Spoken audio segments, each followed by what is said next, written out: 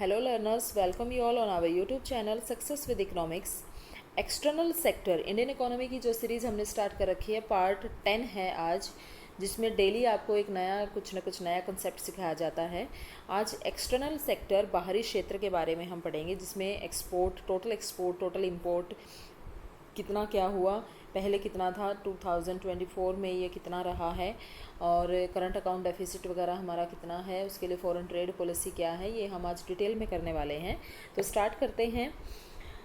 इससे पहले आप हमारे चैनल सक्सेस विद इकोनॉमिक्स को प्लीज़ सब्सक्राइब कर दीजिए, क्योंकि आने वाले टाइम में इस पर बहुत ज़्यादा इकोनॉमिक्स के जो कंसेप्ट हैं वो क्लियर होने वाले हैं। इससे पहले भी हमने बहुत सारी वीडियो के थ्रू बहुत सारे कंसेप्ट क्लियर कराए हैं, तो आप प्लीज़ सारी वीडियो देख लीजिए।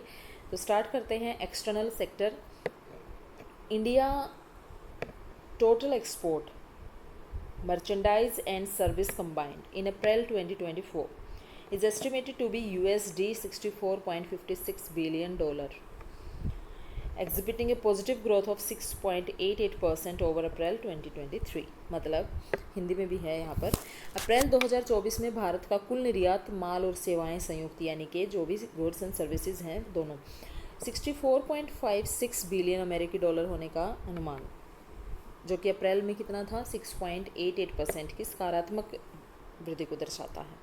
और जो टोटल इंपोर्ट है 2024 में कुल आयात 71.7 बिलियन अमेरिकी डॉलर होने का इसमें अनुमान है, एस्टिमेट है, जो कि 2023 की तुलना में 12.78% की सकारात्मक वृद्धि को दिखाता है, ये भी पॉजिटिव ग्रोथ।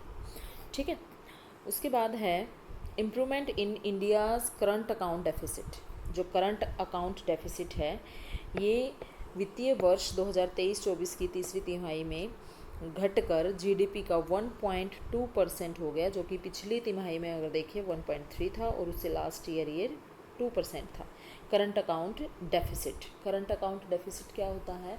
एक कैपिटल अकाउंट होता है, करंट अकाउंट होता है। ठीक है।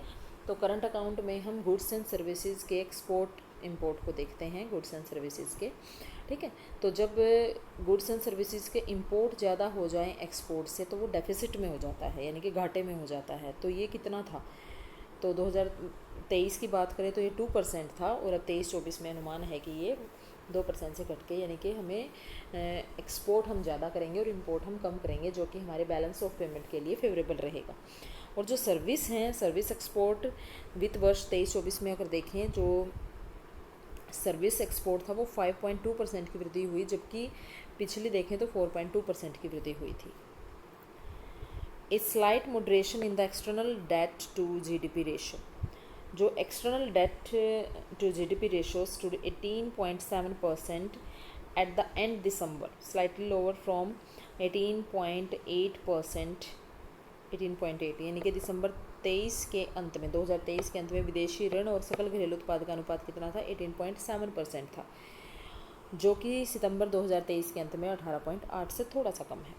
इंडियाज़ एक्सटर्नल डेट, जो दिसंबर 23 के अंत में भारत का विदेशी ऋण, यानी कि जो विदेशों से हम लोन लेते हैं, वो कितना था?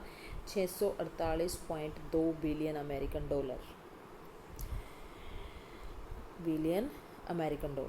दीर्घकालीन ऋण 521.9 बिलियन अमेरिकी डॉलर, और अल्पकालीन इसमें कितना था? 126.3। ठीक है। तो अगर हम दोनों को जोड़ें, जिसमें हमारे long term and short term loan दोनों तरह के हैं, वो कितने हैं? 648.2 बिलियन अमेरिकी डॉलर। गवर्नमेंट को लोन देखो लेना ही पड़ता है विदेशों से, वो हमारे एक लगा लो सोशल वेलफेयर के लिए, हमारी जो आवश्यकताएं हैं, जनता की उन आवश्यकताओं को पूरा करने के लिए, उनकी ग्रोथ एंड डेवलपमेंट के लिए हमें हमारी जो सरकार है वो पब्लिक एक्सपेंडिचर करती है, सब्सिडीज़ देती है, ट्रांसफ़र पेमेंट देती है, ग्रांट्स एंड एड देती है। तो इन सब के लिए विदेशों से लोन लेना पड़ता है।